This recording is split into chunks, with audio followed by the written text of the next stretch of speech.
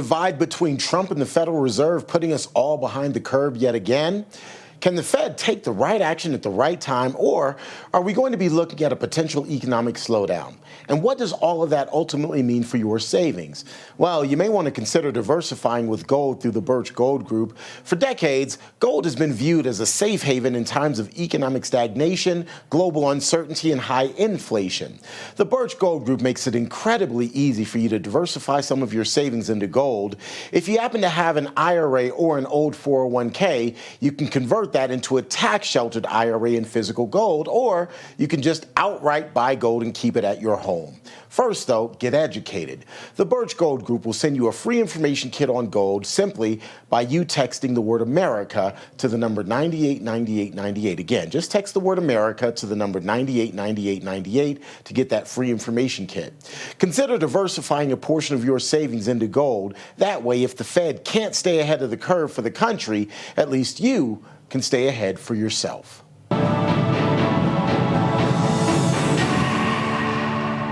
Terrence Bates here with your Real America's Voice news break. Thanks so much for being along for the ride. As President Trump's operation to secure the nation's capital continues, he sent Vice President J.D. Vance into the field on Wednesday to meet with National Guardsmen and give them a bit of a pep talk. Look at what's happened in Washington, D.C. in just the past 9 days. We've seen a 35% reduction in violent crime. We've seen over a 50% reduction in robberies. We are seeing really substantial effects because these guys are busting their ass. So I wanted to come here, highlight what they're doing, say thank you in person, obviously pass out a few burgers. But most of all, just send a message to the American people. Look, we don't have to live like this. We do not have to allow our cities to be taken over by violence, by disorder, and by chaos. Attorney General Pam Bondi says since the Trump administration's takeover of Washington's Metropolitan Police Department, there have been at least 465 arrests for everything from homicide to drugs to gun offenses. And amid President Trump's focus on crime and illegal immigration in this country, we're getting almost daily reminders of the dangers that have been lurking in our neighborhoods. Immigrations and Customs Control's X page actually tells the full story. You should go check it out at some point in time. That's a quick check.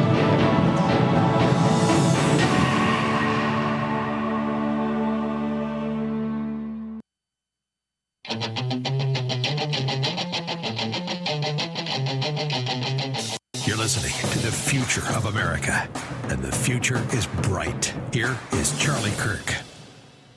Okay, everybody, welcome back. Email us, as always, freedom@charliekirk.com, and subscribe to our podcast. I want to tell you about one of our partners here. We are going very viral right now on TikTok. You can find out more about it at TikTokeconomicimpact.com. Right now, over 7.5 million businesses in America are thriving on TikTok, businesses that employ more than 28 million people, like Dan O. Seasoning from Kentucky, who used TikTok to reach new customers and grow from a one-man show to a team of 45. Their success means jobs, support for families, and stronger local economies. Learn more about TikTok's contribution to the U.S. economy at TikTokeconomicimpact.com. Allow me to play for you one of our very viral clips right now. Let's go right now. 331. Woof, this Oxford one, it's hot as a pistol. Play cut 331. I'll give you £1,000 right now if you could tell me the U.S. citizen that was deported under Donald Trump. You said that twice. Yeah, the U.S. citizen that was deported under Donald Trump. Can anyone tell me? £1,000. I'll give it to you right now. Yeah, name? Wrong, not a U.S. citizen. Citizen El Salvador. Anyone else? U.S. citizen deported under Trump. Nope, that was a lie. You should know better than that. You go to Oxford. So that is a correction. Number two, can you tell me when it comes to Charlottesville, something that you said when Donald Trump said that there were people on both sides?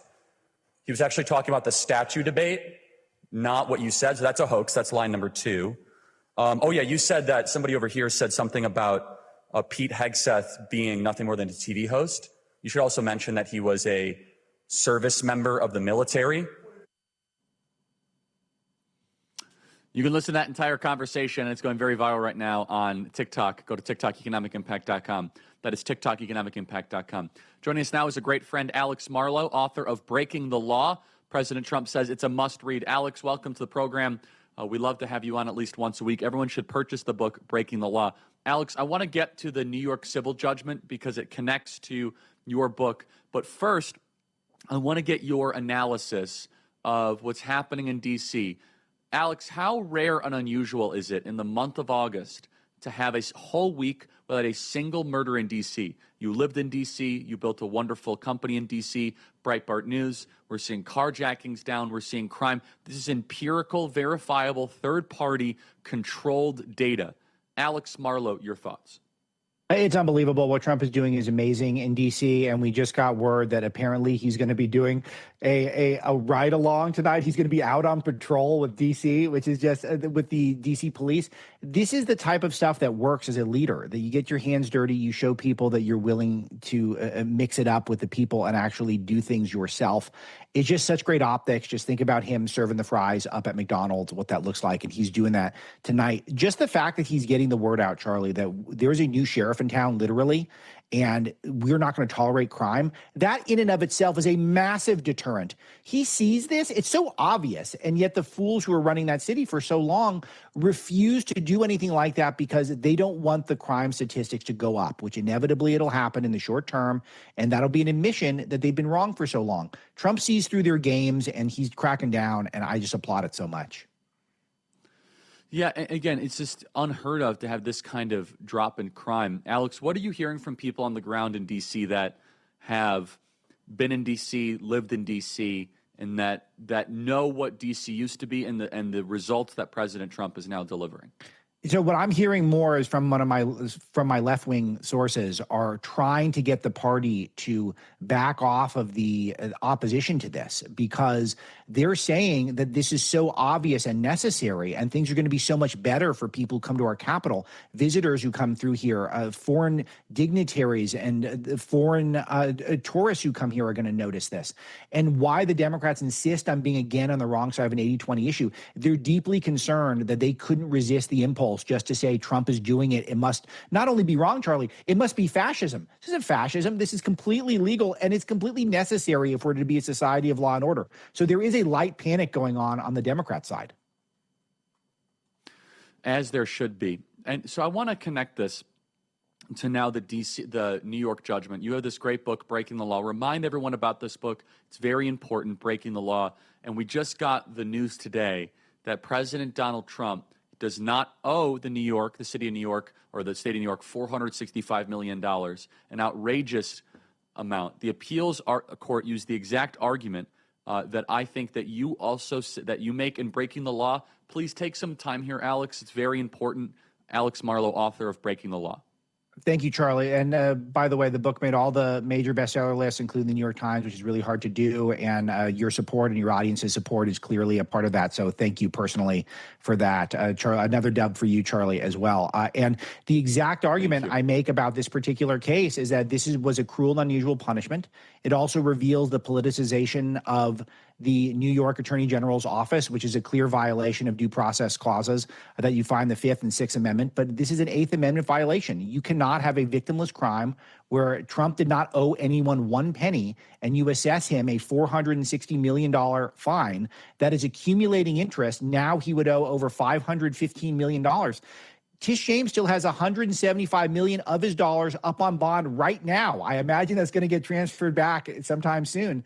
But I specifically said Eighth Amendment, cruel and unusual punishment. That's exactly the argument that was put forth by this appeals court today, why they're throwing this thing out. So it's very sweet, and it shows you that Trump's attorneys are also on point here. Whoever was handling the appeals, I think, brought the exact right argument. And this bodes well. There will be more appeals. There will be more things overturned. There'll be more investigations. Tish James is under investigation now.